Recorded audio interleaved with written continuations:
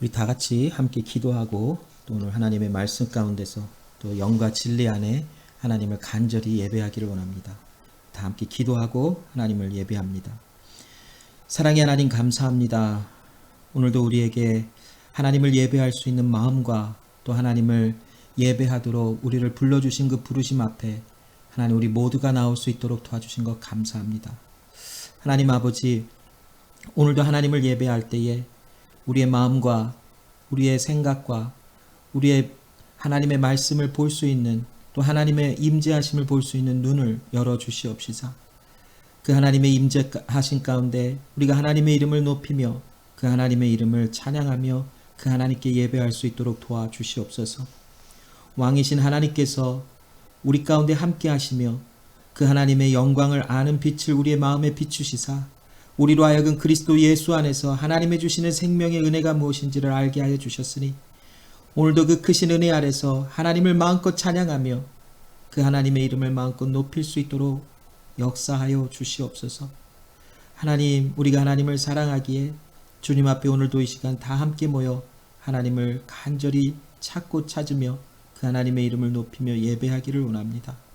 이 시간 하나님의 성령께서 우리와 함께 하시사 우리 한 사람 한 사람을 붙잡아 주시고 이곳에 또한 삶의 예배 가운데 또 우리 연합하여 하나님을 예배하기 위하여 이렇게 한 자리에 모여 하나님을 예배한 우리 귀한 하나님의 모든 사람들의 삶 속에 주의 영광과 하나님의 은혜가 가득할 수 있도록 도와주시옵소서. 시간 하나님을 의지하오며 살아계신 예수님의 이름으로 기도합니다. 아멘.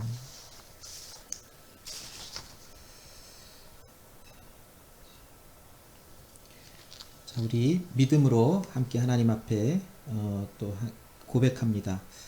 주는 그리스도시며 살아계신 하나님의 아들이십니다. 우리 함께 믿음으로 고백할까요? 주는 그리스도시며 살아계신 하나님의 아들이십니다. 주는 그리스도시며 살아계신 하나님의 아들이십니다. 아멘. 자, 오늘 함께 나누실 하나님의 말씀은 구약성경 이사야 6장 1절부터 13절까지의 말씀을 함께 읽고 하나님의 말씀을 나누기를 원합니다. 구약성경 이사야 6장 1절부터 13절까지의 말씀입니다. 하나님의 말씀을 제가 읽겠습니다. 우시야 왕의 죽던 해에 내가 본즉 주께서 높이 들린 보좌에 앉으셨는데 그 옷자락은 성전에 가득하였고 스랍들은 모셔 섰는데 각기 6 날개가 있어 그 둘로는 그 얼굴을 가리웠고 그 둘로는 그 발을 가리웠고 그 둘로는 날며 서로 창화하여 가로되 거룩하다 거룩하다 거룩하다 만군의 여호와여 그 영광이 온 땅에 충만하도다.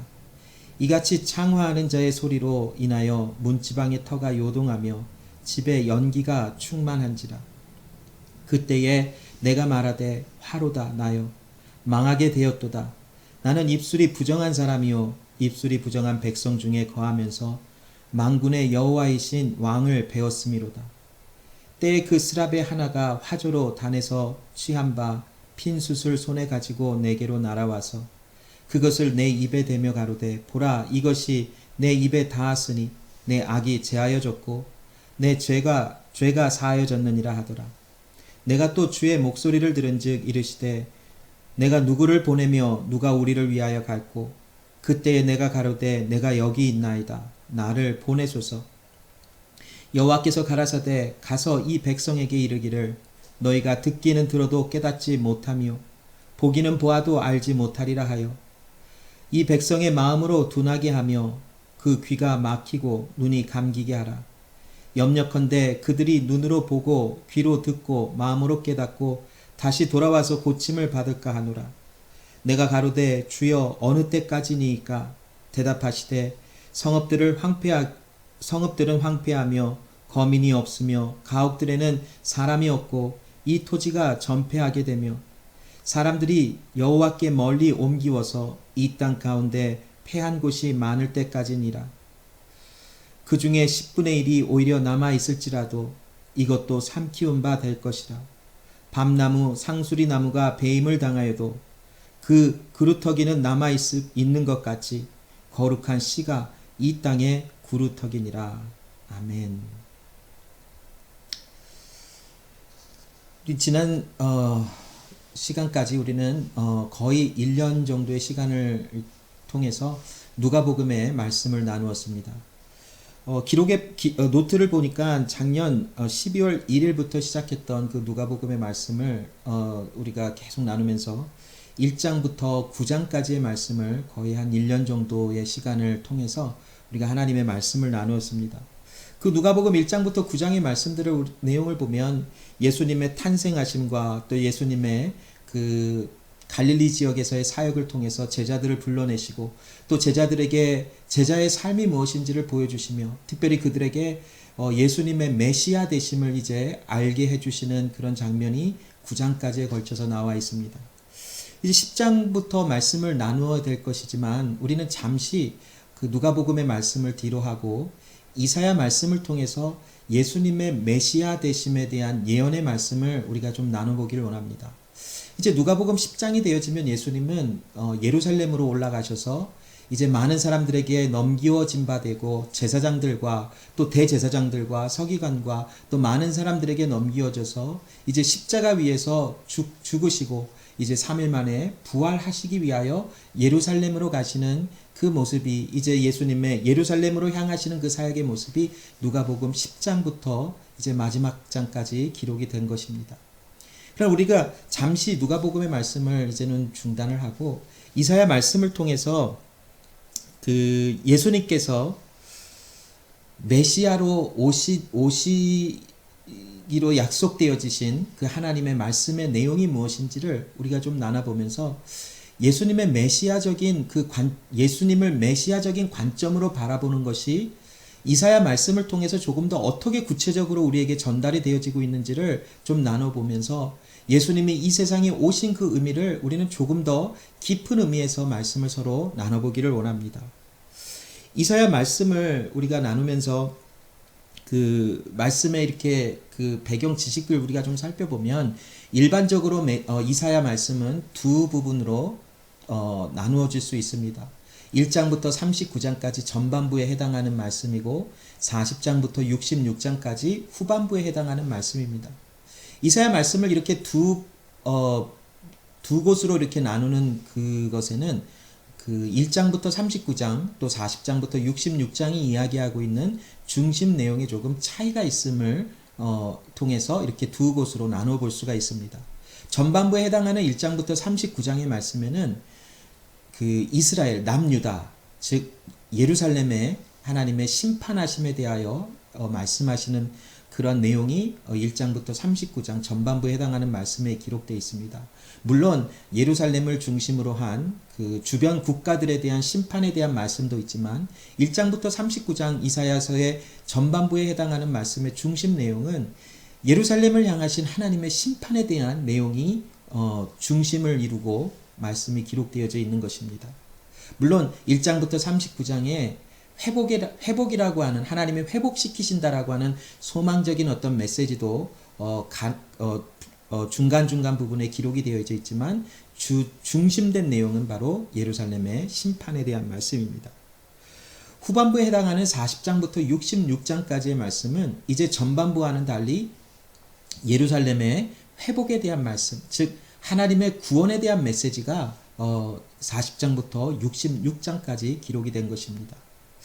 그런데 오늘부터 이제 또 몇 주간 얼마의 시간이 될지는 모르겠지만 이사야의 말씀을 나누면서 우리는 이 전반부와 후반부의 두 곳으로 나누는 그런 구분에 대한 말씀으로 우리가 이사야 전체를 보는 것이 아니라 이사야 말씀을 우리가 1장부터 66장까지 우리가 쭉 살펴보면서 그 예수님을 메시아로 묘사하고 있는 그 내용을 우리가 한번 좀 살펴보길 원합니다. 그래서 예수님의 메시아적인 관점, 즉 예수님을 메시아로 예언하고 계시는데 이사야의 말씀에는 특별히 세 가지로 예수님의 메시아적인 모습을 선포하고 있습니다. 1장부터 37장까지는 예수님의 왕이심을 표현하고 또한 예수님 왕 대신 예수 그리스도에 대한 말씀을 기록하고 있습니다. 또한 두 번째 38장부터 55장까지는 예수님의 종으로서의 오시는 모습, 즉 섬기로 이 세상에 오시는 예수님의 메시아적인 모습이 예언되어져 있습니다. 또한 세 번째 55장부터 66장까지는 하나님으로부터 기름 부어 보냄을 받은 정복자, 다시 말씀을 드리면 승리자로 오시는 예수님에 대한 메시아적인 관점이 기록되어져 있고 그러한 예언적인 말씀이 묘사가 되어져 있는 것입니다. 우리는 몇 주간의 또 얼마간의 주어진 시간을 통해서 이러한 예수님의 메시아적인 그런 관점 안에서 하나님의 말씀, 이사야 말씀을 나눠볼 것입니다. 특별히 오늘 이 시간부터는 예수님의 왕되심, 왕이신 예수님에 대한 말씀을 시작해 보기를 원합니다. 1장부터 37장까지는 조금 전에도 말씀드린 것처럼 예수님의 왕이신 예수님에 대해서 예언하고 기록하고 또한 왕으로서 이 세상에 예수님의 왕되심을 통해서 이 세상에 오신 그 은혜가 또 그 의미가 무엇인지를 기록하고 있는 말씀입니다. 그래서 이사야 1장부터 37장에 한 가지 중심적 그 말씀들을 하나로 묶어주고 있는 중심적인 어떤 주제가 있는데 그것은 무엇이냐면 왕이 다스리신다라는 말씀입니다. 즉 시온을 다스리시는 왕이시다라고 하는 그 중심 주제가 1장부터 이사야 37장까지를 묶고 있습니다. 오늘 우리가 나누게 될 이사야 6장의 말씀에는 특별히 그 왕이 바로 하나님 자신이다라고 하는 그 말씀의 또한 중심적인 메시지를 우리에게 전달해 주고 있는 것입니다. 자, 이사야 6장 1절부터 13절 말씀에 하나님은 자신이 진정한 왕이시다라는 것을 이사야에게 보여주시고 이스라엘 남유다 사람들에게 그러한 말씀을 선포하게 하여 주시는 것입니다. 또한 더 나아가서 단순히 하나님을 왕이라고 표현하는 것으로 끝이 나는 것이 아니라 그리스도 예수, 이 세상에 오실 그 하나님의 아들 예수가 왕이시다라고 하는 그 메시지까지도 우리에게 전달하여 우리에게 지금 알게 해주시는 것입니다. 그렇다면 우리가 예수님의 왕이신 예수님이 왕이시다라고 하는 말의 뜻이 과연 무엇인가? 과연 왕이신 예수가 이 세상에 오셨다고 하시는데 또 예수님은 이 세상에 오시며 그 예수님의 어떠한 역할 또 예수님의 하시는 일을 왕으로 표현하며 또한 비유하고 있는데 과연 왕이신 예수라고 하는 이 표현, 왕이신 하나님이시라고 하는 이 표현은 과연 어떠한 의미를 갖고 있는 것인지에 대한 말씀을 오늘 본문을 중심, 이사야 6장의 말씀을 중심으로 우리가 조금 나눠보기를 원합니다. 특별히 구약 성경은 왕에 대한 정의를 어떻게 하고 있을까요? 과연 이스라엘에게는 왕이라고 하는 그 타이틀, 그 직책이 어떤 의미로 그들에게 적용이 되어지고 또 그들은 왕이라고 하는 그 타이틀을 어떻게 이해하고 있었을까요? 그 왕이라고 하는 단어를 제가 찾아보니까 성경에 왕이라고 하는 단어, 그 히브리어로 찾아보니까 멜렉이라고 하는 단어가 쓰여져 있더라고요. 이 멜렉이라고 하는 단어가 가장 먼저 기록된 것은 창세기 14장 1절 말씀에 기록이 되어져 있어요. 창세기 14장 1절에 왕이라고 하는 멜렉이라고 하는 단어가 가장 먼저 등장을 하며 이제 그 이스라엘의 왕이 아닌 그 주변 나라들의 어떤 왕, 어떤 그 가나안 지방을 다스리는 지역을 다스리는 어떤 왕에 대한 말씀들이 기록이 되어져 있으면서 왕이라고 하는 단어가 등장을 합니다. 그 왕이라고 하는 단어를 쓰면서 성경은 우리에게 어떤 메시지를 주고 있는 것일까? 왕이라고 하는 의미가 과연 무엇일까? 라는 것을 좀 생각해 보면 그것은 우리가 그냥 보편적으로 아는 것처럼 어떠한 나라나 어떤 지역을 통치하고 다스리는 자를 왕이라고 칭하는 것이 그 왕이라고 하는 단어의 어떤 그런 기본적인 뜻으로 우리에게 전달이 되어져 있지.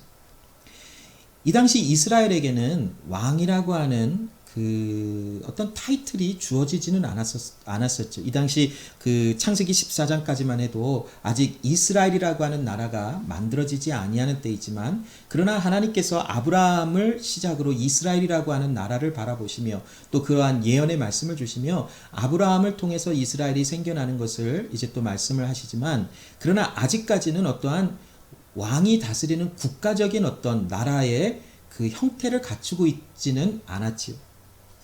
자, 그렇다고 해서 이스라엘에 왕이 없었는가? 특히 아브라함에게는 왕이 없었는가? 라고 하는 질문을 우리가 한다면 우리는 과감하게 그 질문에 대해서 아니라라고 답할 수 있겠지요. 아브라함에게 왕은 바로 하나님이셨어요. 즉 더 나아가서 아브라함을 시작해서 확장을 시켜 그 아브라함으로 시작되어진 이스라엘이라고 하는 나라에는 비록 왕이라고 하는 어떤 한 직책을 맡아서 서 있는 사람이 그 나라를 통치하고 다스리는 형태의 왕정 국가는 아니었지만 그들을 다스리시는 왕은 하나님 자신이셨어요. 그래서 출애굽기 15장 18절 말씀에 보면 이제 모세와 이스라엘 백성들이 홍해 사건을 경험하고 나서 그 이스라엘 백성과 모세가 하나님의 이름을 하나님의 이름을 찬양하는 그 노래를 하는 가운데 그 출애굽기 15장 18절 말씀에 이렇게 고백을 하고 있어요. 여호와의 다스리심이 영원 무궁하시도라 하였더라라고 말씀을 합니다. 즉 모세와 이스라엘 백성들이 그 하나님의 베푸신 그 홍해의 기적 사건을 경험하면서 그 하나님의 이름을 찬양하고 그 앞에서 즐거워하면서 그 하나님에 대해서 어떻게 묘사하고 있냐면 하나님이야말로 우리를 다스리시고 통치하시는 하나님이십니다.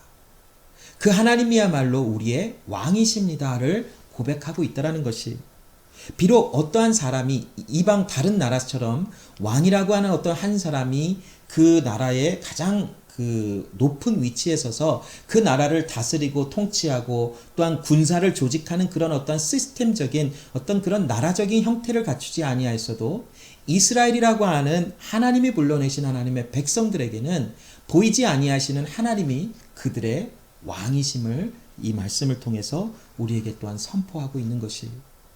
그러나 사실 많은 이스라엘이 아닌 다른 국가들이 왕을 가지고 있는 왕정 국가이라 할지라도 우주 전체를 다스리시는 하나님만이 이 온 우주의 진정한 왕이시다라는 것은 우리는 부인할 수는 없지요. 그러나 우리가 이스라엘이라고 하는 나라를 볼 때에 비록 그 사람들에게 왕이라고 하는 어떤 시스템이 갖춰지지 아니하였다 할지라도 그들에게는 하나님이 왕이시고 또 이방 나라에 그들을 자체적으로 왕을 가지고 있다 할지라도 그 모든 왕들을 또한 통치하시며 다스리시는 그분은 바로 진정한 온 우주적인 개념에서 왕이신 하나님이시다라고 하는 것을 우리는 나눠볼 수 있어요. 사무엘상 8장까지의 말씀을 우리가 쭉 읽어보면 사무엘상 7장까지의 말씀에는 이스라엘은 이러한 하나님이 왕이시다라고 하는 어떤 그런 그 통치적인 어떤 그런 개념에서 사무엘상 7장까지의 말씀이 쭉 나열이 되어져요.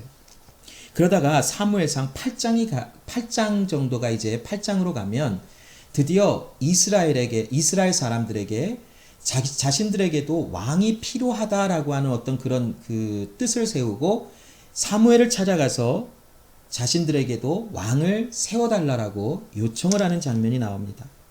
그래서 사무엘서 8장은 이제 이스라엘이라고 하는 나라가 사사시대, 사사들이 하나님께서 기름 부어 세우신 사사들이 통치하는 또 하나님의 그 보내심을 받은 하나님의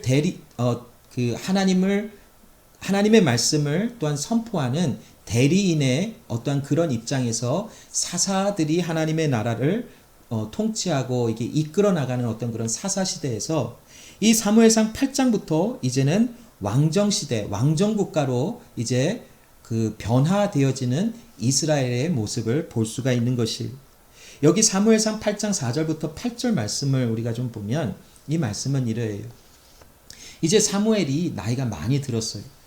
그래서 이제 사무엘이 더 이상 그 하나님의 그 말씀을 받아서 이스라엘이라고 하는 나라를 이렇게 활동성 있게 또한 역동성 있게 그 나라를 이렇게 치리하고 또 하나님의 말씀을 대언하며 또 하나님의 그 맡기신 어떤 일들을 하기가 참 많이 이제는 그 많은 연약함이 있었어요. 그래서 사무엘은 그 있었던 두 명의 아들을 이제 다음 세대의 사사로 그들을 세워놓은 상태였었어요. 그런데 그 당시 사무엘의 두 아들들은 사무엘과 같이 하나님 앞에 신실한 어떤 그런 사람들이 아니었었어요. 뇌물을 받고 하나님 앞에 악을 행하는 그런 온전치 못한 그런 두 아들의 모습이 사무엘의 두 아들의 모습 가운데 생활 속에 굉장히 많았어요. 이러한 모습을 이렇게 살펴보던 이스라엘 백성들은 어느 날 그 라마에 있는 라마라고 하는 어떤 그런 도시에 있는 장소에 있는 사무엘을 찾아가서 우리에게 왕을 세워달라고 요청을 합니다. 그들의 요청을 좀 살펴보면 당신은 늙었고 당신의 아들들은 당신의 행위를 따르지 아니합니다. 자, 표면적으로는 이스라엘 사람들의 이 왕을 요청하는 것이 그럴듯해요.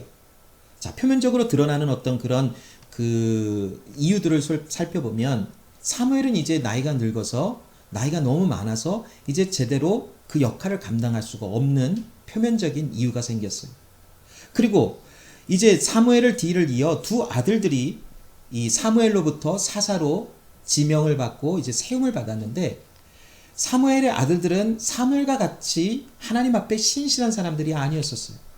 그러니 이스라엘 백성들의 마음속에 또한 이들의 그 입장에서 사무엘에게 나가서 보십시오. 당신은 늙었고 당신의 아들들은 당신의 행위를 따르지 아니하는 악함이 있으니 우리에게 다른 시스템, 즉 왕을 세워주셔서 다른 나라들과 같이 우리 이스라엘에게도 왕을 세워주셔서 우리를 다스리게 하소서라고 하는 요청의 말을 사무엘에게 합니다.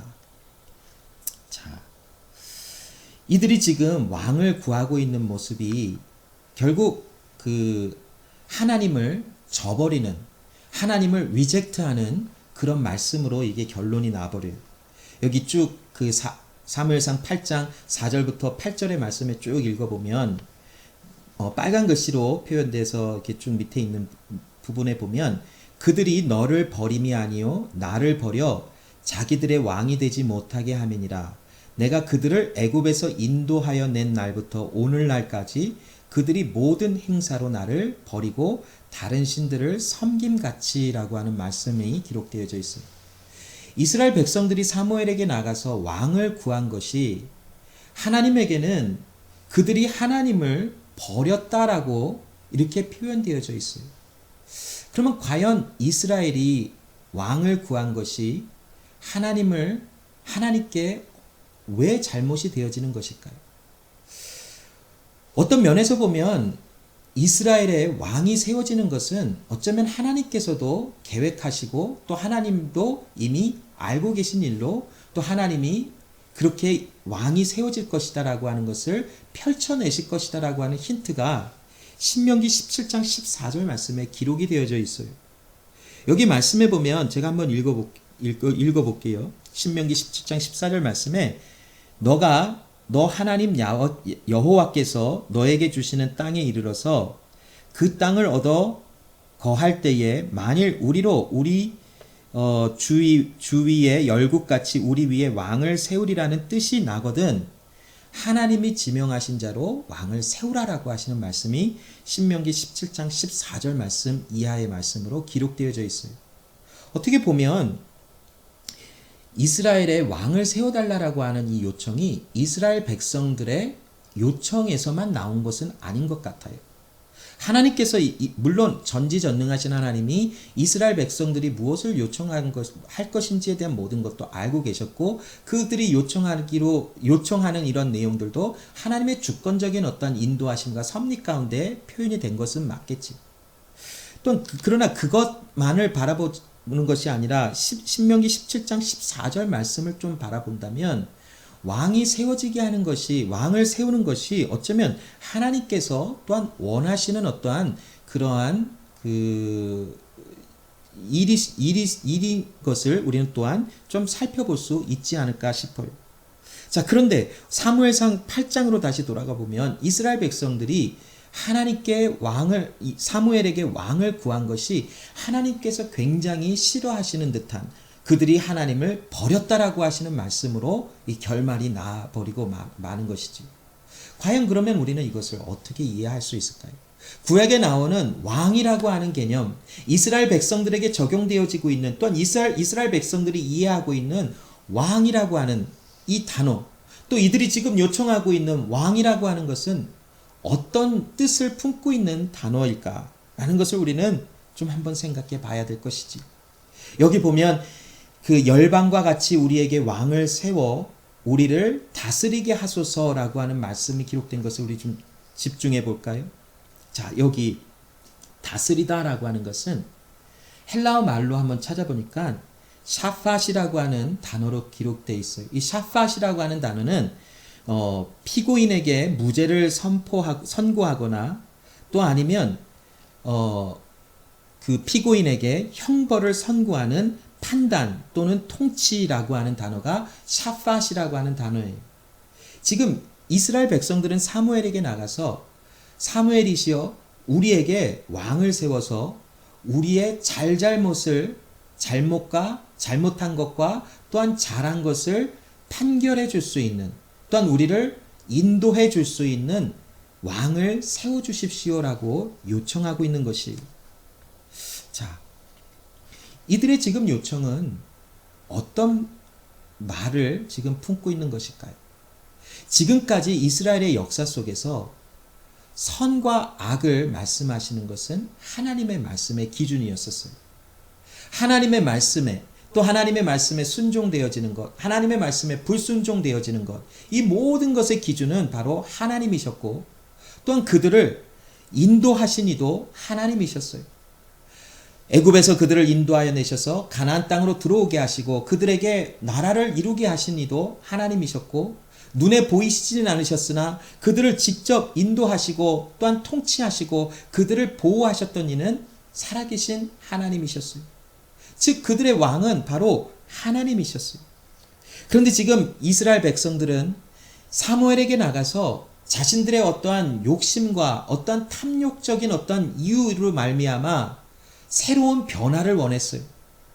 우리가 더 이상 이 확신을 줄 수 없을 것 같은 하나님을 신뢰하는 것보다는 확실히 드러나는 어떤 사람이 왕으로 세워져서 본격적으로 군사를 조직하고 다른 주변의 국가들과 같이 강성한 힘을 가질 수 있는 어떤 그런 조직을 만들어내자 라고 하는 어떤 그런 탐욕과 그들의 욕심이 지금 사무엘에게 가서 우리에게 왕을 주소서라고 하는 요청을 한 것으로 보여지고 있지.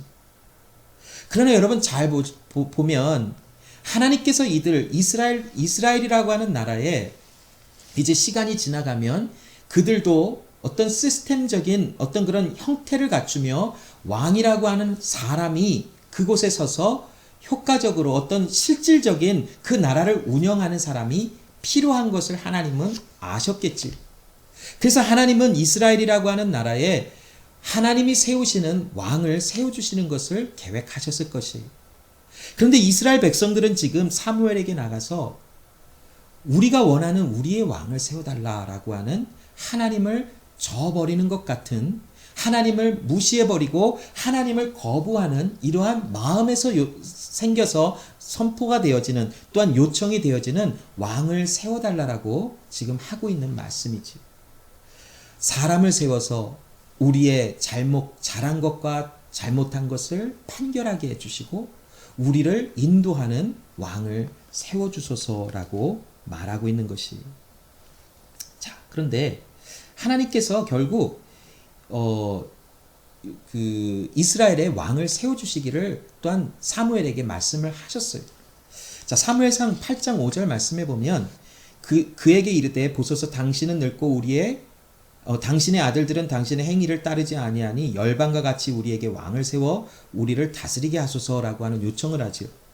그에 대해서 이제 하나님께서 사무엘상 9장 16절에 내일 이맘때에 내가 베냐민 땅에서 한 사람을 너에게 보내리니 너는 그에게 기름을 부어 내 백성 이스라엘의 지도자를 삼으라. 그가 내 백성을 블레셋 사람의 손에서 구원하리라. 내 백성의 부르짖음이 내게 상달하였으므로 내가 그들을 돌아보았노라 하시더니. 자, 보실까요 여러분? 하나님께서 이스라엘의 어떠한 지도자를 세우시는 것은 하나님의 뜻에 상응하는 어떤 그런 하나님의 일이지. 하나님이 이스라엘의 지도자를 세워서 그 지도자를 통하여 이방 나라에서부터 그들을 구해내시는 것이 바로 하나님의 계획이요 하나님의 뜻이었었어요. 근데 여기 잘 보면 사무엘상 8장 5절에 사람들은 왕 멜렉을 구했어요. 즉 자기를 판결해주는 또한 심판 샤팟이라고 하는 단어. 자신들의 잘못과 또한 잘한 것을 판결해주고 그들을 인도해주는 왕을 구했어요. 그런데 하나님이 사무엘상 9장 16절에 말씀하시는 지도자라고 하는 것은 니가드라고 하는 히브리 말로 대리인이라고 하는 뜻을 갖고 있는 단어예요. 하나님께서는 이스라엘의 왕으로 서 계시며 그들에게 지도자, 사람, 왕을 세워주시긴 하셨지만 그들에게 하나님의 주권적인 어떤 선택을, 하나님의 주권적인 어떠한 능력을 그들에게 주시고 내 대신 너희가 왕이다 하신 것이 아니었어요. 하나님이 사람, 왕을 이스라엘에게 세워주시고 그를 지도자, 나기드라고 하는 그 단어, 하나님의 대리인을 세워주셨지만 그는 엄밀히 말하면 하나님의 세움을 받은, 하나님으로부터 세움을 받은 하나님의 뜻을 대변하는, 또한 하나님의 뜻을 전달하는, 또 하나님의 뜻대로 나가야 하는 어떤 대리자의 역할을 감당하는 사람이었었어요. 하나님은 이스라엘에 사람, 왕을 세워주시는 그 모든 하나님의 일 가운데 하나님이 세우신 그 사람을 통하여 하나님의 구원의 은혜를 나타내 보이시기를 원하셨어요. 그러나 여러분 잘 보실까요?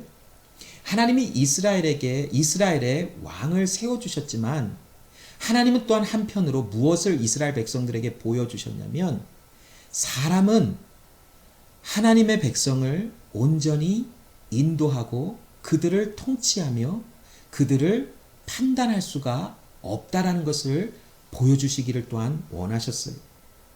자, 여러분 이스라엘의 역사를 보면 하나님은 사울이라고 하는 이스라엘의 초대 지도자, 즉 사람 왕을 세워주셨지요. 그러나 사울이 처음에는 하나님 앞에 굉장히 잘 하나님의 그 맡겨진 사명을 감당하는 듯 했지만 사울은 실패했어요. 자, 사울을 뒤를 이어서 다윗이 왕으로 세워졌고 다윗을 또한 뒤를 이어 솔로몬이 왕으로 세워졌고 이제 북이스라엘은 좀 사이드로 놔두고 남유다를 생각해 보았을 때 솔로몬 왕의 아들이었던 르호보암이 왕으로 세워져서 이제 르호보암을 시작으로 여호야긴 왕까지 많은 왕이 남유다에 세워졌어요. 자, 여러분 특별히 열왕기 상하의 말씀을 읽어보면 이 모든 세워진 왕들이 다 하나같이 연약함이 있고 허점이 있고 결국 이들의 삶의 마지막이 굉장히 좋지 않은 모습들로 끝나는 왕들이 굉장히 많아요. 특별히 열왕기 상하의 말씀에 보면 심지어는 다윗과 솔로몬의 그런 많은 그런 삶의 모습에서도 그들의 죄악과 연약함과 넘어짐을 적나라하게 드러내는 열왕기 상하의 말씀을 볼 수가 있어요.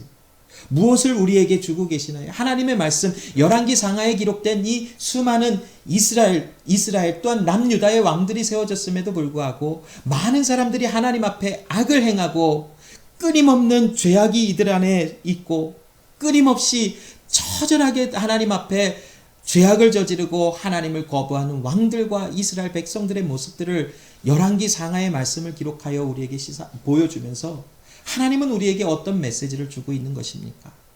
사람은 하나님의 나라에 진정한 왕이 될 수 없다라는 것을 가르쳐 주신 것이에요. 모든 왕이 열왕기 상하의 말씀만을 우리가 말씀을 놓고 우리가 이들의 성공과 실패를 말한다면 모두가 실패해버리고 말았어요. 그러나 여러분 사무엘 하의 말씀을 통해서 하나님께서 다윗에게 약속하신 말씀이 있었지요. 너의 위가, 너의 그 왕위가 끊어지지 아니하리라. 분명히 하나님은 다윗에게 성공적인 어떤 왕위의 계승함을 이야기해 주시고 약속해 주셨어요. 그러나 열왕기 상하의 말씀을 내용을 중심으로 보면 모든 이스라엘의 왕은 실패했다라고 해도 우리는 그 말이 지나치지 너무 과장되거나 너무 지나친 말이 아니라라고 확신할 수 있어요. 다윗으로부터 모든 왕은 사울까지 모든 왕은 다 실패하고 말았어요. 그러나 하나님께서 다윗에게 너의 위가 끊어지지 아니하리라 하신 것은 결국 어떤 말씀에서 그 다윗에게 주신 말씀의 약속이 주어진 것이냐면 하나님이 말씀하신 예수 그리스도, 그리스도 예수 안에서 다윗에게 약속하신 너의 위가 멈추지 아니하고 영원하리라라고 말씀하신 것은 바로 사람 왕이 아닌 왕이신 그리스도 예수 안에서 다윗의 통치하고 다스리는 그 위, 하나님의 왕이심이 영원하리라라고 약속하신 말씀이라는 것이, 자, 이러한 이스라엘의 역사의 한가운데 있었던 이사야와 그 시대를 같이 살아갔던 이스라엘 백성들 가운데 이들에게도 하나님의 진정한 왕 되심을 알지 못하고 많은 실패와 아픔을 경험하는 세대의 이사야와 그 동시대의 이스라엘 백성들이 살아갔어요. 자, 지난주에 우리가 나눈 것처럼 이사야는 이스라엘의 4명의 왕 시대에 하나님의 말씀을 선포하기 위해서 보내짐을 받은, 남유다에 보내짐을 받은 선지자였어요. 우시야 왕과 요담과 그의 아들 아하스와 그의 아들 히스기야 시대에 하나님의 말씀을 선포하던 선지자였어요. 그 히스기야의 아들 므낫세가 왕이 되었을 때에 이 므낫세는 굉장히 악한 왕이었었어요. 정말 이스라엘 그 남유다에 가장 악한 왕을 뽑으라 한다면 바로 이 므낫세였을 것이지. 므낫세 시대에 므낫세가 왕이 되었을 때에 아마도 이사야는 톱으로 켜서 죽임을 당한 것이다라고 하는 그 전승의 어떤 내용과 같이 아마 그런 일이 일어났었던 것 같아요. 히브리서의 말씀에 보면 믿음의 사람들을 쭉 열거하며 톱으로 켜서 죽임을 당하였다라고 하는 그런 기사의 내용이 아마도 므낫세가 왕이 되었을 때에 그가 이사야를 톱으로 2 조각을 내어서 죽였다라고 하는 그 내용을 아마 반영하는 것이 아닐까라고 생각해 볼 수 있을 것 같아요. 아무튼 이 므낫세 왕 때의 이사야는 죽임을 당하여 이제는 삶을 마감했던 것 같아요. 자, 므낫세가 왕이 되기 전에 우시야, 요담, 아하스, 히스기야 왕, 이 4명의 왕 시대에 이사야는 하나님의 말씀을 받아 그들에게 하나님의 말씀을 증거하고 또 남유다의 하나님의 말씀을 선포하는 그런 그 선지자였었어요. 자, 이사야와 또 남유다에 살아갔던 많은 이스라엘 백성들이 진정한 하나님의 왕 되심을 많이 경험하지 못했던 것 같아요. 그러기에 이 남유다의 사람들을 향해서 이사야는 끊임없이 하나님 앞에 범죄한 백성이라고 하는 책망의 말씀을 굉장히 많이 들었어요. 1장부터 이사야 39장의 긴 그런 말씀을 통해서 하나님은 철저하게 남유다의 심판을 이야기하셨어요. 멸망하리라, 멸망하리라, 범죄한 백성이여 라고 하시는 말씀. 이사야 1장부터는 어찌하여 너희가 매를 더 맞으려고 머리부터 발끝까지 성한 곳이 하나도 없이 상처투성이거늘 어찌하여 너희가 더 매를 맞으려고 이렇게까지 하느냐라고 하시는 하나님의 그런 무시무시한 책망이 선지자 이사야의 입술을 통하여 남유다 백성들에게 끊임없이 선포가 되어지고 전달이 되었어요. 그러함에도 이스라엘 백성들은 하나님께 돌아오지 않았어요. 결국 북이스라엘은 BC 722년에 아수르라고 하는 하나님의 채찍을 들어 사용하시는 것 같은 그 나라에 의해서 멸망을 하고, 이제 아수르라는 나라는 바벨론에 의해서 BC 605년경에 멸망을 하고, 이제 바벨론에 의해서 남유다는 BC 586년경에 멸망을 해서 돌 위에 돌 하나 남지 아니하는 철저한 멸망이 예루살렘에 가득하게 있어지고, 그 이후에 하나님의 회복하심을 약속하신 대로 이루어내시는 하나님의 역사가 펼쳐져요. 이처럼 이스라엘 남유다에는 하나님을 거부하고 왕이신 하나님을 온전히 인정하지 못하는 그러한 악한 삶이 이 남유다 안에 굉장히 많이 있었던 것을 우리는 볼 수가 있어요.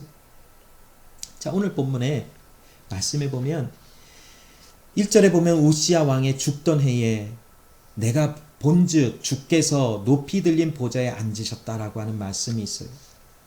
자, 이사야의 죽던 해라고 하는 말씀이 있는데, 우시야의 죽던 해라고 하는 말씀이 있는데, 이 우시야는 BC 한 740년경에 그 문둥병에 의해서 이제 삶을 마감했다라고 해요.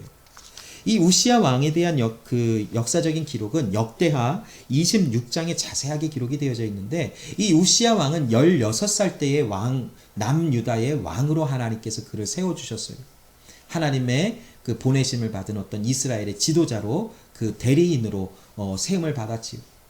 하나님께서 이 우시야 왕의 많은 그런 그 초반에 많은 그를 형통하게 하시고 그를 기이한 어떤 도우심을 통해서 이 남유다의 우시야가 통치할 때에는 그 다윗과 솔로몬 시대를 지나서 아마 이 우시야가 다스리던 이때에는 가장 그 남유다가 번성했던 시기라고도 할 수 있을 정도로 남유다가 굉장히 잘 살았어요.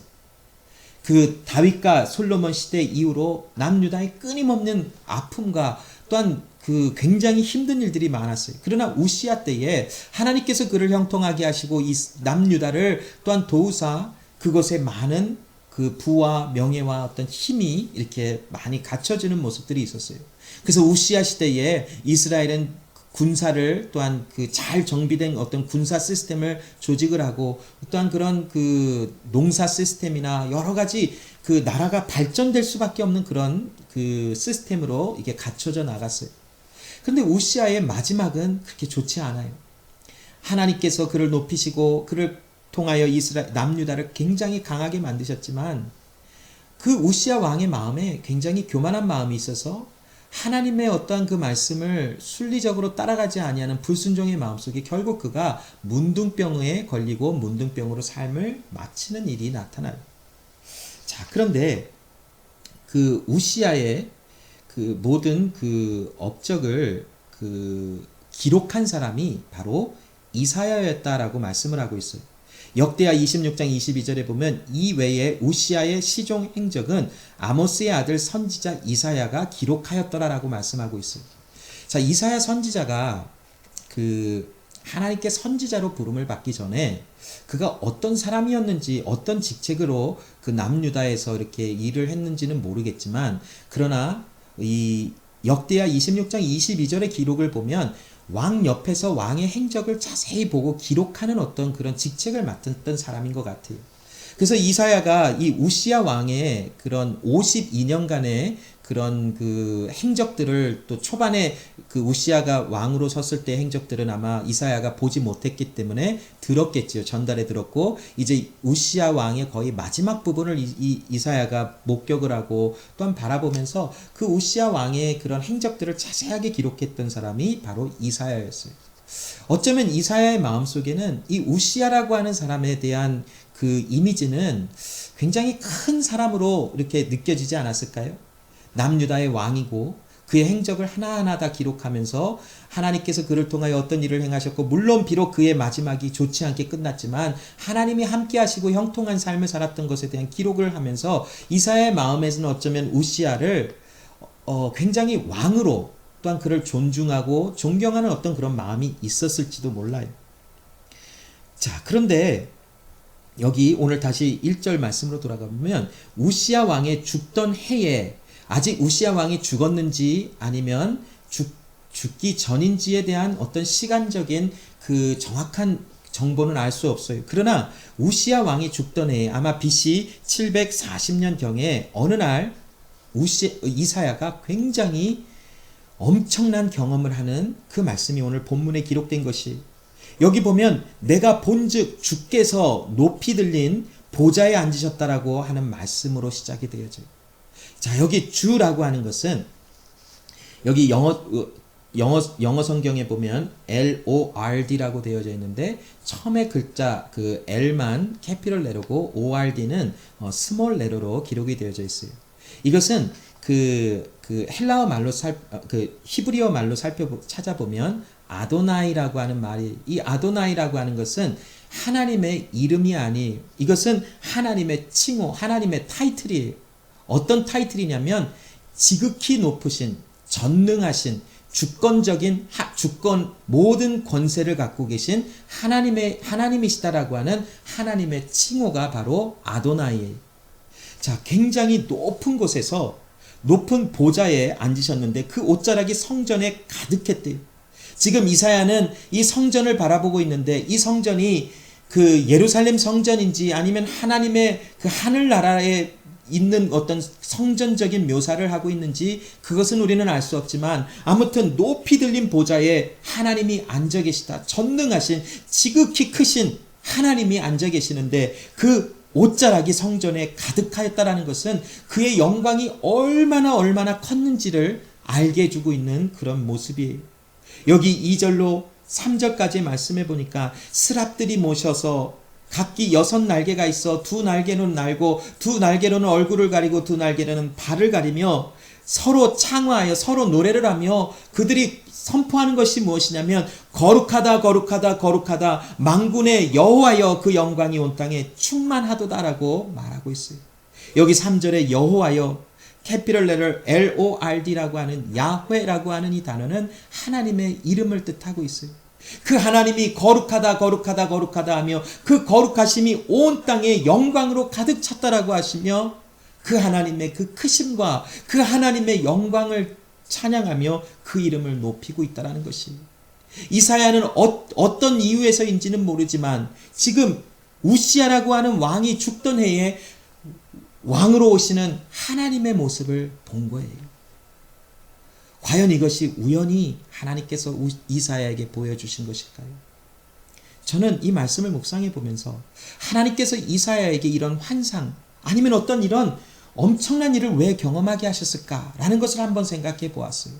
아마도 하나님께서는 이사야를 통하여 또한 이스라엘 백성들을 통하여 무엇을 알려주시기를 원하셨을까? 그것은 바로 이스라엘의 진정한 왕, 아니 이 우주의 모든 전체의 진정한 왕은 그 크신, 그 거룩하신, 그 모든 주권을 갖고 계신 하나님 한 분이시다라는 것을 이야기하신 것이 아닐까라고 저는 한번 살펴보았어요. 우시아 왕은 나름대로 성공한 왕이었었어요.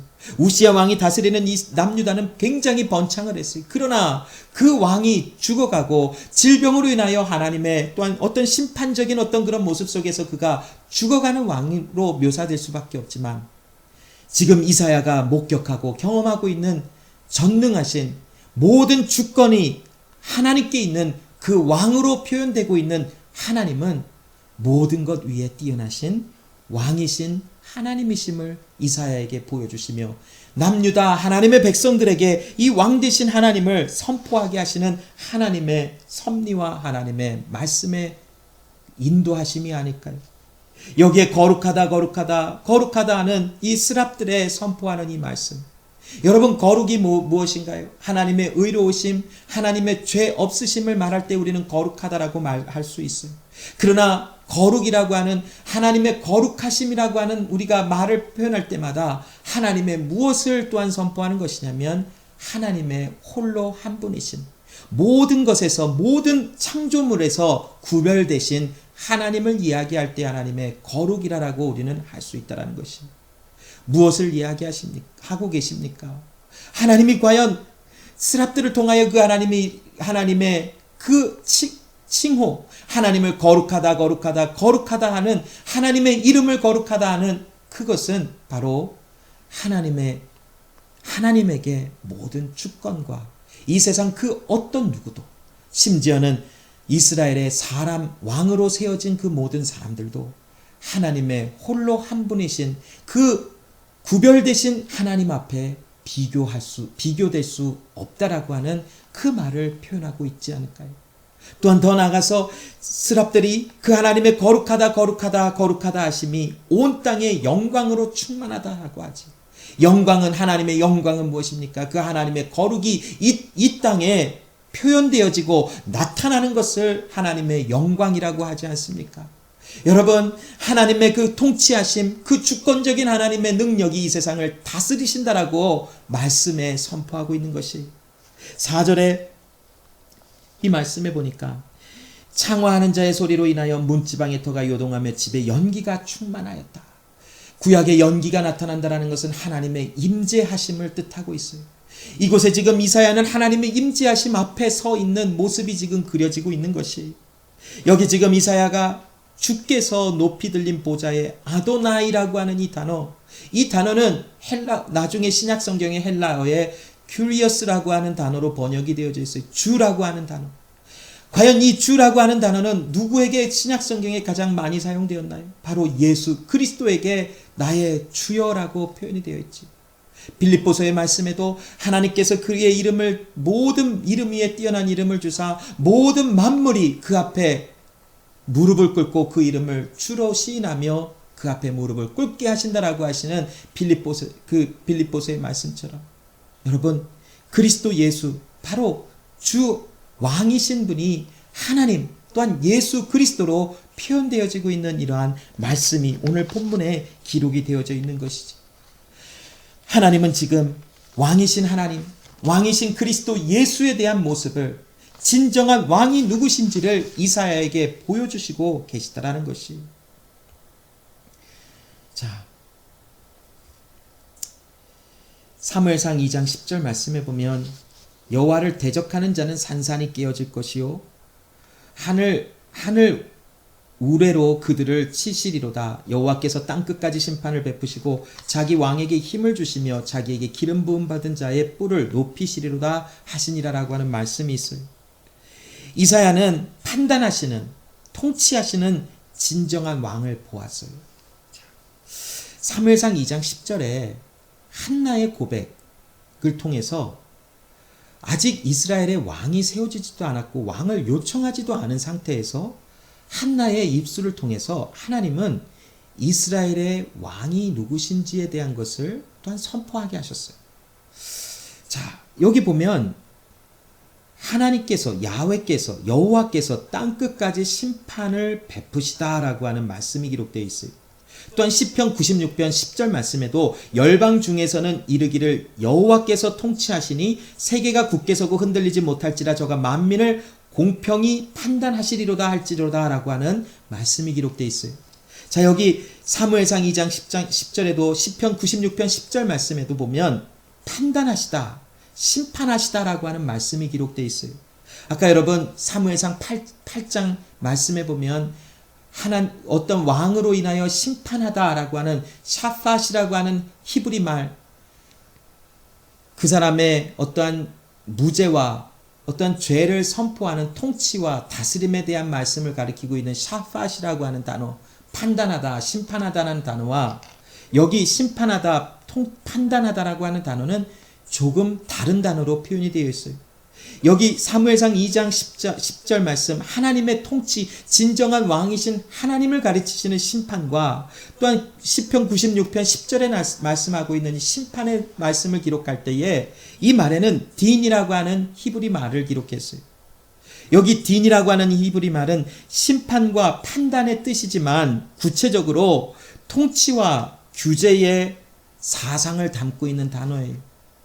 물론 샷팟과 같이 이 딘이라고 하는 이 히브리 말 심판이라고 하는 단어는 심판과 통치의 동일한 말을 가지고 있기는 해요.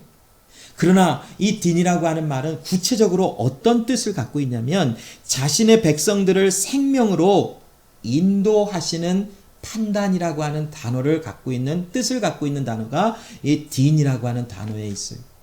여러분, 하나님은 단순히 사람의 죄로 인하여 그를 심판하시기도 하시며 그를 구속하시기도 하시지만 여기 나오는 심판, 그를 하나님의 생명의 길로 인도하시는 심판의 판단의 그런 일을 행하시는 하나님이시라고 또한 사무엘과 시편 말씀에 기록되어져 있는 것이, 지금 이사야는 이런 하나님, 왕이신 하나님을 뵙고 있는 거예요. 심판과 회복을 말씀하시는 그 하나님, 또한 저주와 심판과 회복을 말씀하시는 하나님, 또한 이스라엘을 하나님의 생명으로 인도하시는 그러한 심판과 판단을 하시는 그러한 진정한 왕이신 하나님 앞에 서 있어요. 그러한 모습이 지금 어떻게 본문에 표현되고 있는지 아세요? 5절부터 8절까지의 말씀에 보면 그 하나님 앞에서, 그 전능하신 하나님, 거룩하신 하나님 앞에 나는 망하였도다라고 고백하고 있는 이사야의 표현을 보고 우리는 나누어 볼 수 있어요. 그때 내가 말하되 화로다 나여 망하게 되었도다. 나는 입술이 부정한 사람이요 입술이 부정한 백성 중에 거하면서 만군의 여호와이신 왕을 배웠도다. 여러분, 이사야의 환상인지 아니면 하나님의 현현하시는 모습으로 이사야가 보한 어떤 어떤 하나님의 현현하신 모습을 보았는지는 모르겠지만 이사야는 지금 진정한 전능한 왕이신 진정한 왕이신 하나님의 그 영광 앞에 서 있어요. 그 하나님의 거룩하시고 그 높으신 하나님 앞에 섰더니 이사야는 자신과 이스라엘 백성의 더러움과 모든 악함을 볼 수밖에 없었어요. 하나님의 그 크신 은혜 앞에, 하나님의 그 크신 위엄 앞에 이사야는 자신의 더러움과 이스라엘 백성들의 더러움을 볼 수밖에 없었어요. 그런데 하나님은 이스라엘을 심판하시고 판단하시는 하나님이시라라고 사무엘상 2장 10절 말씀을 통하여 이미 선포되어졌고, 또한 시편 96편 10절 말씀에도 보면 하나님의 이러한 판단하심, 하나님의 백성들을 하나님의 생명으로 인도하시는 판단하시는 왕이시다라고 하시는 말씀이 기록되어 있는 것을 볼 때에 하나님이 이 시간 이사야가 그 하나님 앞에 나는 죄인입니다. 이제 하나님의 그 영광 앞에 내가 섰더니 이제는 나는 망하였습니다. 나는 이제 끝났습니다라고 고백하는 그 이사야의 입술에 하나님께서 스랍을 명하여 그 불타고 있는 숯을 그 입술에 대어 그 입술을 정결케 하라라고 말씀하고 계세요. 물론 숯이 사람 불타고 있는 숯이 사람의 죄를 정결케 한다라고 하는 말이 아니, 그 말은 바로 그리스도 예수의 보혈의 피로 우리의 죄를 깨끗게 하시는 하나님의 일을 이 불타고 있는 숯으로 정결케 하는, 더러움을 태워버리는 정결케 하심으로 묘사하고 있어요. 여러분, 하나님은 이처럼 하나님의 백성 만민을 공평히 판단하시는 딘하시는 하나님이시래요. 하나님의 백성들을 하나님의 생명으로 인도하시는 하나님이시라. 지금 이 크신 이스라엘의 진정한 왕이신 하나님 앞에 이사야가 섰을 때에 나의 입술은 부정합니다. 왜 이사야가 지금 입술이 부정하다라고 고백을 했을까요? 입술은 마음의 상태를 고백하는 어떠한 도구로 쓰여지는 것이지, 마음의 상태가 지금 하나님 앞에 자신이나 이스라엘 백성이나 그 누구도 하나님 앞에 온전하지 못한, 하나님을 거부한, 하나님의 은혜를 거부해버린, 하나님의 통치를 거부해버린 그러한 부정한 백성들이라는 것을 이사야가 본 것이. 그런데 하나님은 그 이사야에게 하나님의 용서하심, 생명으로 인도하시는 하나님의 공평히 행하시는 판단하심이 무엇인지를 그에게 보여주시며 숯을 가져다가 그 입술의 더러움을 태우사 이사야를 깨끗게 하시는, 죄가 사함을 받는 하나님의 통치하심, 하나님의 심판하심, 하나님의 다스리심, 하나님의 판단하시는 그 은혜를 이사야에게 지금 보여주신 것이, 죄를 사하시는 하나님의 주권적인 왕으로서의 행하시는 하나님의 그 일을 지금 이사야에게 행하여 주신 것이. 그런데 여러분, 사도행전 5장 31절 말씀해 보니까 이스라엘로 회개케 하사 죄사함을 얻게 하시려고 그의 오른손으로 높이사 임금과 구주를 삼으셨느니라 라고 말씀하고 계세요.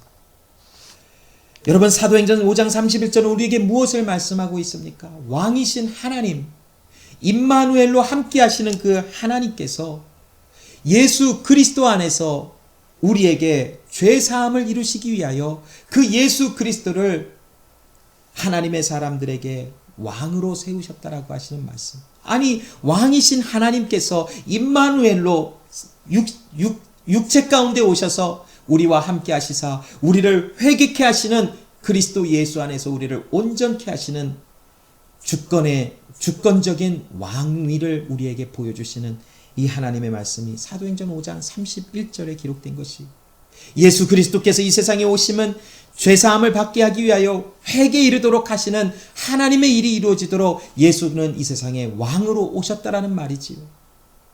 그 예수 그리스도는 우리의 마음에 회개하는 마음을 주사 우리로 하여금 하나님 앞에 회개하며 구원에 이르도록 하시는 하나님의 일을 펼쳐주시는 우리의 진정한 왕이심을 사도행전은 이렇게 고백하고 있다라는 것이.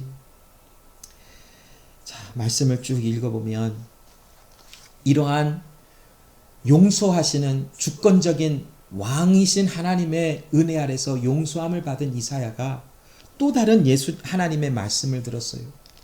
조금 전에 지나간 8절 말씀에 보면 내가 또 주의 목소리를 들은즉 이르시되 내가 누구를 보내며 누가 우리를 위하여 갈고 그때 내가 가로되 내가 여기 있나이다 나를 보내소서라고 하는 말씀이 있어요. 자, 이사야가 하나님의 음성을 들었어요.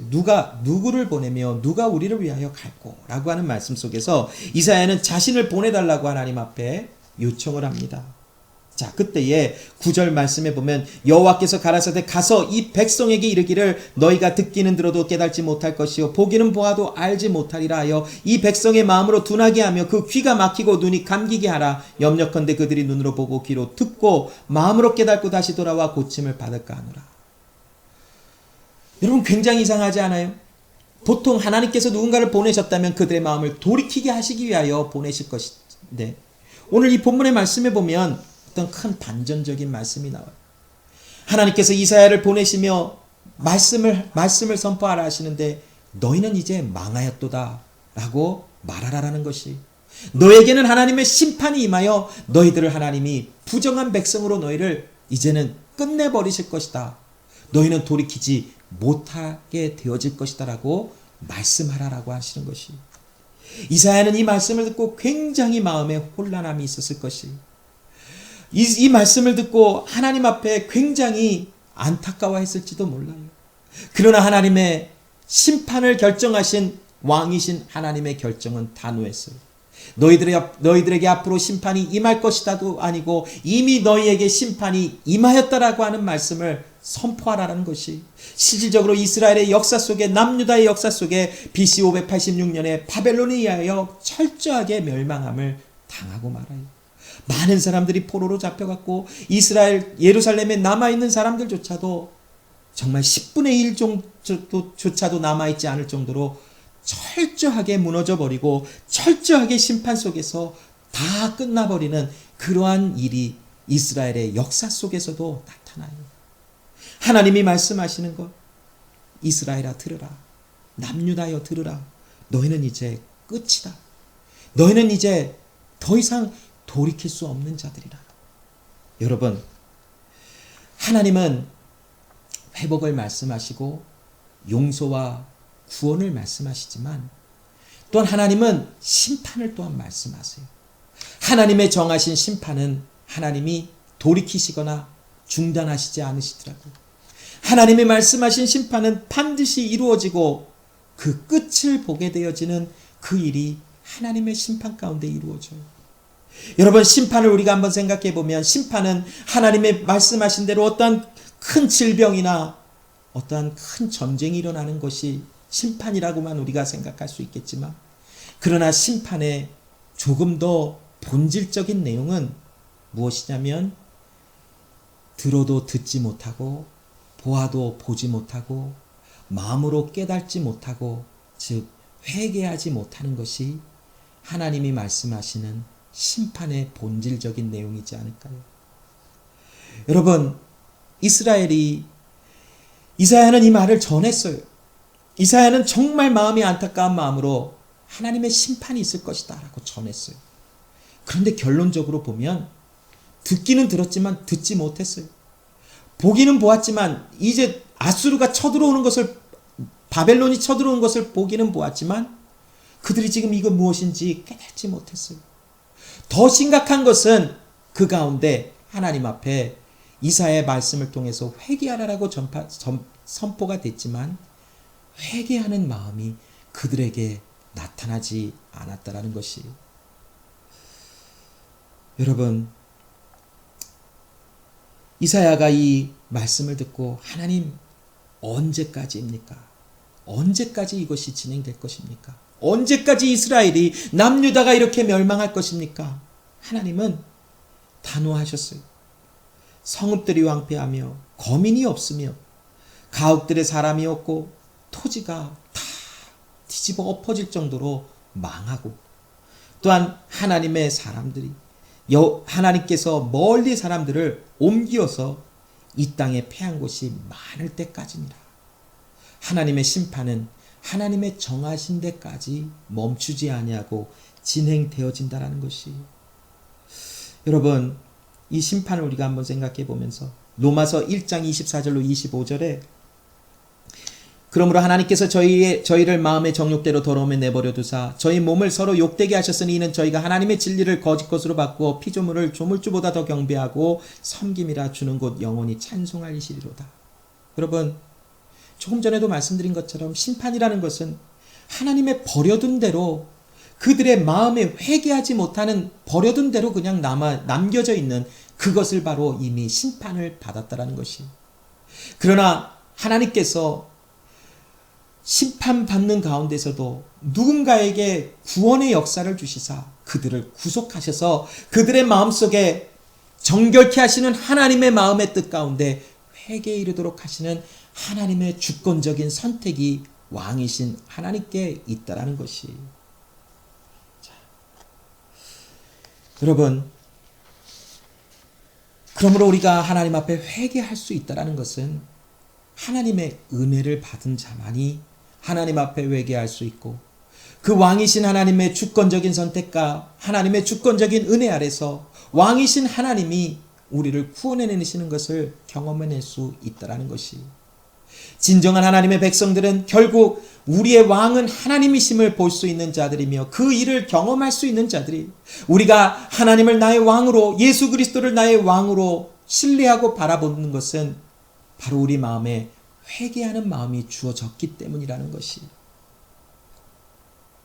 이미 심판을 받았다라는 것은 그 마음에 회개할 수 없는 지경에 이르러 그곳에 그냥 버려둔 상태에 있다라는 것이. 이사야의 언제까지입니까? 라고 하는 이 요청 질문에 하나님은 또 다른 말씀 10분의 1이 오히려 남아있을지라도 그것도 삼키운 바 되리라. 완전한 멸망이 있으리라. 그러나 하나님께서 이사야에게 이런 말씀을 하세요. 밤나무와 상수리 나무가 배임을 당하였어도 그 구루터기는 남아있을 것 같이 그 거룩한 씨가 이 땅에 구루터기니라 라고 말씀합니다. 여러분, 이 구루터기라고 하는 것은 우리가 두 가지의 측면에서 이해할 수 있어요. 이사야 11장 1절 말씀에 이새의 줄기에서 한 싹이 나며 그 뿌리에서 한 가지가 나서 결실할 것이요. 이새의 줄기에서 한 싹이 난다라는 것. 이 한 싹이 바로 구루터기를 설명하고 있어요. 이것은 하나님의 약속이 다윗을 통하여 이루어진다라는 것이, 백성을 다스리시고 통치하실 메시아가 하나님의 약속대로 언약대로 이루어질 것이라. 그 그리스도 예수 안에서 하나님의 일이 성취되어질 것이다. 모든 것이 망하여지는 것 같고 모든 것이 심판 가운데 다 끊어져서 모든 것이 다 뒤집어 엎어지는 것 같은 절망적인 상황 가운데서도 하나님의 주권적인 선택, 하나님의 주권적인 은혜 가운데 들어가 있는 하나님의 구루터기 남겨져 있는 자, 그리스도 예수의 생명 안에서 발견되어질 자들을 하나님이 살려내시리라라고 하시는 말씀이에요. 또한 이 구루터기를 우리는 다른 측면에서 거룩한 씨라고 하는, 하나님이 남겨두신 자, 하나님의 거룩한 자로 부름을 받게 하신 자라고 하는 뜻으로 또한 이해해 볼 수 있어요. 즉 하나님께서 그리스도 예수 안에 발견되어진 거룩한 백성으로 부르심을 받은 자들이 바로 그리스도 예수 안에서 정결케 되어지고 회개에 이르러 구원의 은혜에 이르는 자들로 하나님이 만들어 놓으신다라고 하시는 하나님의 말씀인 것이. 이사야 9장 6절로 7절에 이는 한 아이가 우리에게서 낳고 한 아들을 우리에게 주신 바 되었는데 그 어깨에는 정사를 메었고 그 이름을 기묘자라 모사라 전능하신 하나님이라 영존하시는 아버지라 평강의 왕이라 할 것임이라. 그 정사와 평강이 더함이 무궁하며 또 다윗의 위에 앉아서 그 나라를 굳게 세우고 자금 이후 영원토록 공평과 정의로 그것을 보존하실 것이라. 만군의 여호와의 열심히 이를 이루시리라. 여러분 보이시나요? 우리의 진정한 왕, 이스라엘의 진정한 왕, 우리의 진정한 왕은 하나님 한 분이시라는 것이죠. 더욱 구체적으로 그리스도 예수, 평강의 왕이라 하시는 그리스도 예수, 그 이름을 임마누엘이라 하시는 그 예수의 이름, 하나님이 우리와 함께 하신다라고 하는 그 예수의 이름, 바로 예수, 평강의 왕이신 예수 그리스도가 다윗의 위, 하나님이 말씀하신 다윗의 위가 영원히 멸망하지 아니하리라. 즉 하나님의 나라가 영원히 멸망하지 아니하리라. 하나님이 주시는 신실하신 약속이라는 것이지. 우리를 영원토록 공평과 정의로 우리를 치리하시고 판단하시리라. 딘 하신다라는 것이죠. 하나님의 생명으로 우리를 인도하시는 평강의 왕이시라. 그것을 하나님의 열심히 일을 이루시리라. 여러분, 이와 같은 엄청난 신실한 하나님의 약속이 어디에 있겠습니까? 하나님이 비록 심판과 이 세상을 또한 멸망으로 하나님의 심판 가운데 다스리실지라도 하나님의 구원하심을 받게 하신 자, 하나님 앞에 회개할 수 있는 자들을 나오게 하시사 그들을 세우시고 영원히 보존하시는 이 일을 하나님의 열심히 이루시리라라고 말씀하여 주신다라는 것이, 끝으로 여러분, 고린도후서 4장 6절에 어두운 데서 빛이 비추리라 하시던 그 하나님께서 예수 그리스도의 얼굴에 있는 하나님의 영광을 아는 빛을 우리 마음에 비추셨다라고 말씀합니다. 요한복음에 있는 말씀도 같이 살펴볼 때에 이 세상은 어두운 가운데 하나님을 몰랐어요. 이스라엘 백성들이 진정한 그들의 왕이 누구신지조차 모른 것 같이 이 세상은 빛으로 오신 예수, 왕이신 예수가 누군지, 하나님이 누구신지, 그들의 왕이 누군지를 몰라요. 그러나 하나님께서 말씀이 육신이 되게 하셔서 그리스도 예수가 육신 가운데로 성령의 잉태함 가운데 오셔서 어두운 가운데 있는 우리에게 밝은 빛으로 비추사 우리의 진정한 왕이 누구신지를 알게 하심으로 우리 안에 진정한 회개가 일어나게 하시는 하나님의 역사가 이루어지게 만드셨다라는 것이, 여러분, 이 하나님의 은혜가 없었다면 우리는 하나님 앞에 회개할 수 없어요.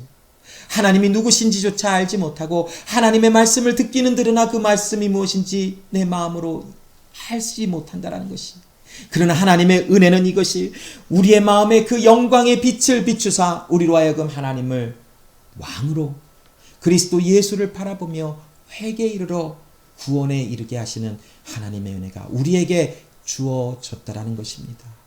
그러므로 여러분, 오늘을 살아가는 매일이라 일컫는 오늘을 살아가는 우리의 하루의 삶 속에 우리는 끊임없이 하나님 앞에 우리의 연약함과 잘못을 고하며 하나님의 은혜 속에서 그 영광을 아는 빛을 비추시는 빛 가운데 우리는 나아가죠.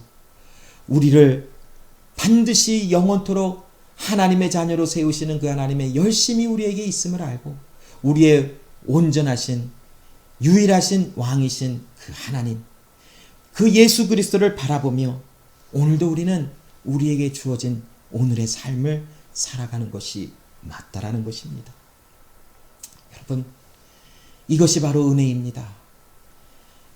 예수 그리스도는 우리의 진정한 왕이십니다.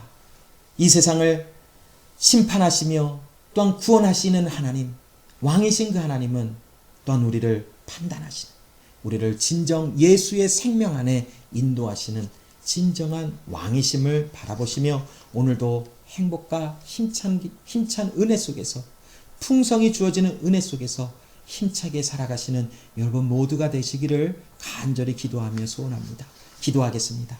하나님 아버지, 감사합니다. 오늘도 우리 가운데 왕이신 하나님의 은혜를 알게 하여 주시고 예수 그리스도가 평강의 왕으로 이 세상에 오셔서 우리와 함께 하시며 우리의 마음속에 영광의 그 빛을 비추사 그 하나님의 영광의 광채를 비추사 우리로 하여금 하나님 앞에 회개하며 구원의 은혜를 경험하게 하시는 하나님 앞에서의 삶을 살아가게 하시니 감사합니다.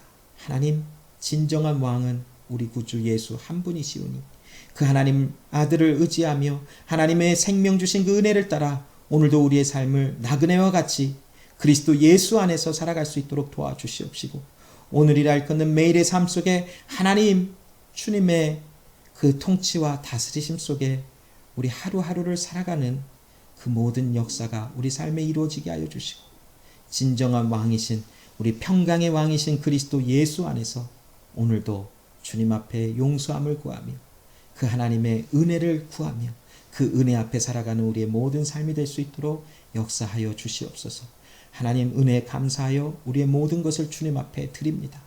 우리의 모든 것이 주께 있으니 주께 들림을 받은 모든 하나님의 사람들의 삶 속에 하나님의 영광이 선포되어지고 하나님의 은혜가 나타나지는 귀한 삶들이 될 수 있도록 도와주시옵소서. 일주일의 삶 속에 하나님의 주권적인 은혜 아래 하나님 우리를 도와주시고 우리를 통치하시며 우리와 함께 하시는 주님이 어떤 분이신지를 알 수 있는 은혜가 넘쳐날 수 있도록 도와주시옵소서. 감사드리며 살아계신 예수님의 이름으로 기도합니다. 아멘. 감사합니다. 자, 여러분 예배를 마쳤습니다. 계속해서 이사야 말씀을 또 몇 주간 또 나누기를 원합니다. 그래서 여러분 계속 이사야 말씀 같이 해주시고 또 하나님의 말씀 앞에서 또 많은 은혜 받으시기를 바랍니다. 교회 소식은 이번 주 산책 모임은 없습니다. 산책 모임은 다음 주에 갖겠습니다. 정성껏 또한 준비하신 예물은 카톡에 보내드린 주소로 또 체크 발행하셔서 보내주셔도 되고요.